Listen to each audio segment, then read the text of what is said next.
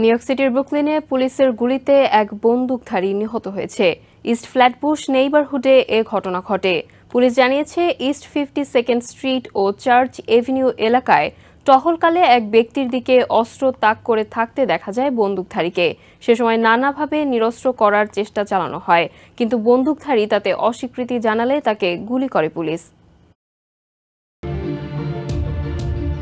ব্রুকলিনের east Flatbush এলাকায় শনিবার দিনগত রাতে পুলিশের গুলিতে এক সন্দেহভাজন অস্ত্রধারীর মৃত্যু হয়েছে।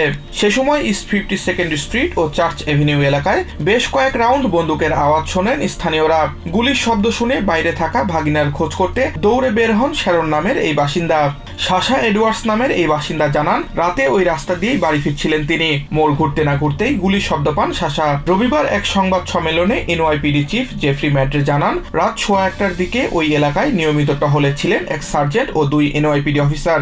সে সময় এক সন্দেহভাজনকে অন্য এক ব্যক্তির দিকে বন্দুক তাক করতে দেখেন তারা। টহলরত পুলিশ সদস্যরা গাড়ি থেকে বেরিয়ে লোকটিকে অস্ত্র ফেলে দিতে বলে, কিন্তু সে অস্ত্র না ফেলে ঘটনাস্থল থেকে পালানোর চেষ্টা করে। তখন টেজার ব্যবহার করে পুলিশ। এরপরও অস্ত্র ব্যবহারের চেষ্টা চালায় ওই সন্দেহভাজন। তাকে পুনরায় বন্দুকটি ফেলতে বলার পরেও অস্বীকৃতি জানায় সে। এক পর্যায়ে পরিস্থিতি নিয়ন্ত্রণের বাইরে যাওয়ার অবস্থা হলে ওই বন্দুকধারীকে লক্ষ্য করে কয়েক রাউন্ড গুলি চালান অফিসাররা। পরে তাকে কিংস কাউন্টি হাসপাতালে নিয়ে যাওয়া হলে তাকে মৃত ঘোষণা করেন চিকিৎসক। Samiul Bari Shihab, TVN 24 news desk.